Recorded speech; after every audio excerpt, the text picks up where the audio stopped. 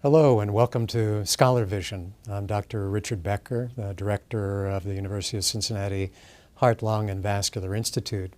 Today I'm joined by two colleagues, Dr. Myron Gerson, a professor of medicine, and Dr. Patrick Daly, a former fellow in our cardiology fellowship program. We're going to be discussing a brand new technology known as AlterG that was developed by NASA and now is being tested for the first time here at the University of Cincinnati Medical Center to test patients with suspected coronary artery disease. Gentlemen, welcome to Scholarvision. And Dr. Gerson, you're one of the pioneers in the field. You know well that we've looked for ways to simulate exercise to dilate the blood vessels and do essentially what would be done during exercise. But now we seem to have come full circle where we're getting back to the point where we want people to exercise. So maybe you can help our viewers. Why is exercise so important prognostically? Well, there are a number of answers to that. We know even for a standard treadmill electrocardiogram that the strongest prognostic information is often from the highest heart rate that the patient can achieve and also for the duration that they exercise.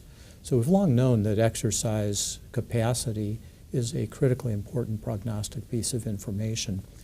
In our field of nuclear cardiology, there's another issue, and that is that normally the tracers that we give when the patient is being stressed follow blood flow, and that means that if they're exercising, the tracer goes to heart muscle and skeletal muscle. But if we give them a chemical stressor, typically much of the tracer goes to digestive organs. These digestive organs overlap with the heart in most cases and degrade our images. So the point is that our images are usually better quality, easier to interpret when the patient does undergo physical exercise on a treadmill rather than receiving a chemical stressor. Yes. Sounds very, very important and logical. I'd like to know a little bit more about the research protocol, and you don't have to divulge the results, but can you tell us a little bit about how the research is being undertaken at the University of Cincinnati Medical Center?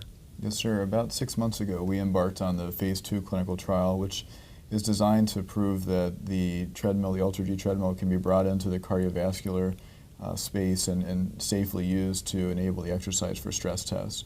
We are actually the first in the country, first in the world, to be able to utilize this device, the AlterG, for cardiovascular patients that are at intermediate risk of coronary disease.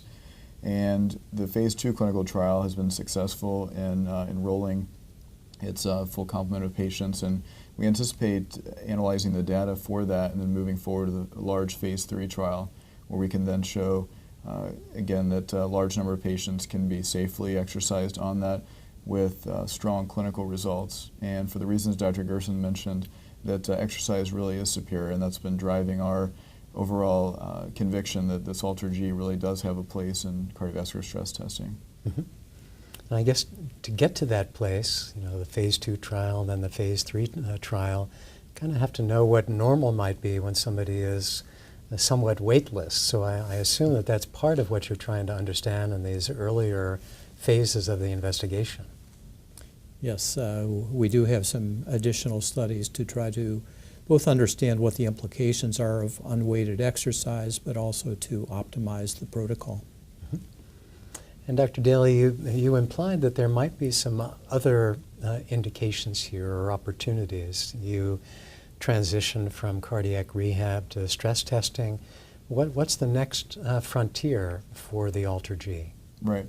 We really see this as an opening for the AlterG in the space of not just cardiovascular stress testing from a diagnostic standpoint, but also a treatment capacity in the sense of cardiac rehabilitation for patients with peripheral vascular disease.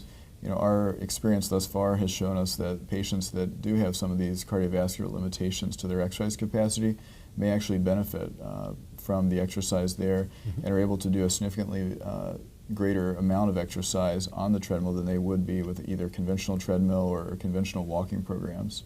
I appreciate you taking some time out. Absolutely. And this is going to be great. So, Thanks for the opportunity. Yeah, thank you very my much for pleasure. helping us. I'd like to thank Drs. Gearson and Daly for joining us today on Scholarvision. We've heard about a new technology known as the AlterG. It establishes weightlessness and therefore allows patients who otherwise would not be able to complete a standard exercise treadmill test and therefore gain important prognostic information. Until next time, keep asking questions. Inquiry is the true compass of scientific and medical advance.